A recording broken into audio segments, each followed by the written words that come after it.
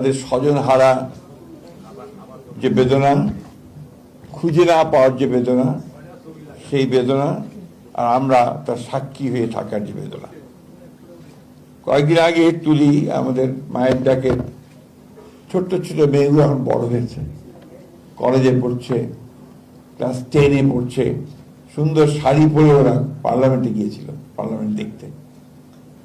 ওখান থেকে ওরা আমার ঘরে এসেছিল, আমি প্রধানমন্ত্রীকে ডেকে নিয়ে এসেছিলাম, সাথে সাথে কথা বলেছেন, উনি কথা দিয়েছেন যে উনি তাদের যে সমস্যাগুলো আছে এই সমস্যাগুলো তিনি দেখবেন। আমি বিশ্বাস করি তিনি দেখবেন, নিজে তিনি একজন ভুক্তভোগী।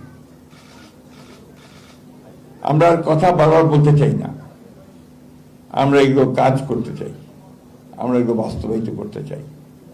আমাদের শ্রদ্ধেয় নূর খান ভাই যে কথাগুলো বললেন অত্যন্ত আতঙ্কের কথা। যদি আবার সেই ধরনের কোনো আচরণ দেখা যায়, আমাদেরকে সমবেতভাবে তা প্রতিরোধ করতে হবে। আর আমাদের চিফ প্রসিকিউটর আসার কথা শুনিয়েছেন, অত্যন্ত আন্তরিক মানুষ, কাজের মানুষ। আমি বিশ্বাস করি যে খুব দ্রুত বিচারগুলো এগিয়ে যাবে এবং এটার জন্য সহযোগিতা করার জন্য সরকারের তরফ থেকে যেন সম্পূর্ণ সহযোগিতা করা হয় তার ব্যবস্থা আমরা করার চেষ্টা করব। আমরা ভাতা ব্যাপারে আমি নিজে সোচ্চার। আমি বারবার করে বলেছি, যদি মুক্তিযোদ্ধাদের ভাতা দেওয়া হয়, জুলাই যোদ্ধাদের ভাতা দেওয়া হয়, তাহলে গুম হয়ে পরিবারগুলোকে কেন ভাতা দেওয়া হবে না? অবশ্যই ভাতা দিতে হবে এবং সেটা আমরা এই বাজেটেই তার প্রভিশন রাখার ব্যবস্থা করবো ইনশাআল্লাহ।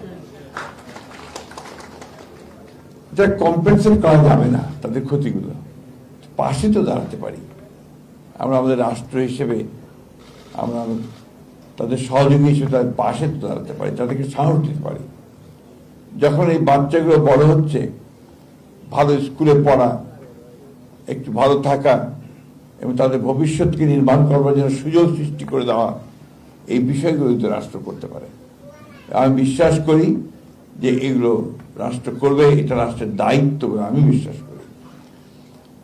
আমি কথা বেশি বলবো না, আমি এই কথা বারবার করে বলতে চাই যে আমরা আর এই গুম হয়ে যাওয়া ঘটনাগুলোর সঙ্গে সম্পৃক্ত হতে চাই না ভবিষ্যতে।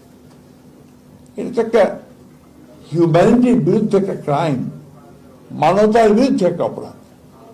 প্রকাশ্যে এদের বিচার হওয়া উচিত এবং এদের শাস্তি হওয়া উচিত।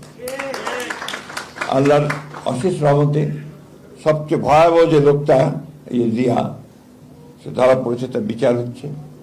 আরেকজন ধরা পড়েছেন দুবাইতে, বেনজির। তাদের যে বডি ল্যাঙ্গুয়েজ ছিল, তাদের যে অহংকার, দাম্ভিকতা ছিল, দেখুন আল্লাহ ঠিক তাদেরকে আবার হাজির করছে আদালতের সামনে, জনগণের সামনে, কোর্টের সামনে। আমি বিশ্বাস করি একে একে প্রত্যেকটা ধরা পড়বে, প্রত্যেকের বিচার হবে, আল্লাহ তাআলা আমাদেরকে সেটা দেখাবেন, আমি এটা বিশ্বাস করি। আমরা এই সব গুম হওয়া, অত্যাচারিত, নির্যাতিত, এগুলো নিয়ে কোনো দলীয় রাজনীতি করতে চাই না। এ ব্যাপারে আমরা সবাই এক।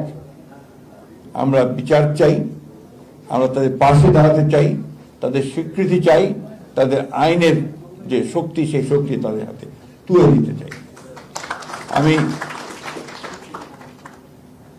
আমি সবসময় বলি যে আমি এই মেয়েটাকে খুবই শ্রদ্ধা করি, ওকে সালাম জানাই, স্যালিউট করি। এই জন্যে সবচেয়ে কষ্টের সময়গুলোতে, যখন কেউ রাস্তায় বেরোতে সাহস করছে না, কথা বলতে সাহস করছে না, তখন এই মেয়েটা জেনেভা পর্যন্ত গেছে নিজের চেষ্টায়, যে ব্যাপারে ইউএনও কিছু করবে। আমি ধন্যবাদ জানাতে চাই ইউনাইটেড নেশনসকে, তারা এই কাজটা খুব দ্রুততার সঙ্গে এই তদন্ত করেছেন, তদন্ত করে আমাদেরকে রিপোর্ট দিয়েছেন।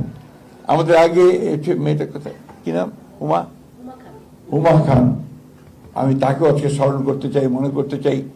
ট্রেমেন্ডাস সাপোর্ট দিয়েছে আমাদের সেই সময়। সেই সময় ইউএনডিপির যে ছিলেন আমাদের গোয়েন, উনি আমাদেরকে প্রচন্ড সমর্থন দিয়েছেন, আমরা সাহস পেতাম তাদের সঙ্গে কথা বললে ওই সময় আমরা সাহস পেয়েছি। আমি বিশ্বাস করি আজকে যখন এই যে মেয়েটা পাশে সামনে আছে, ওই ছোট ছোট মেয়েগুলো যখন বলে যে বলে গেল আপনি,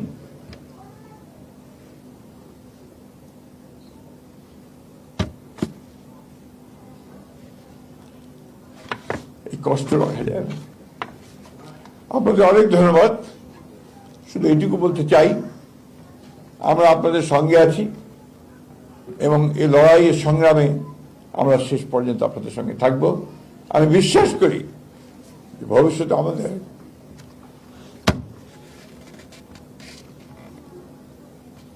আর এই কষ্টের শিকার হতে হবে না।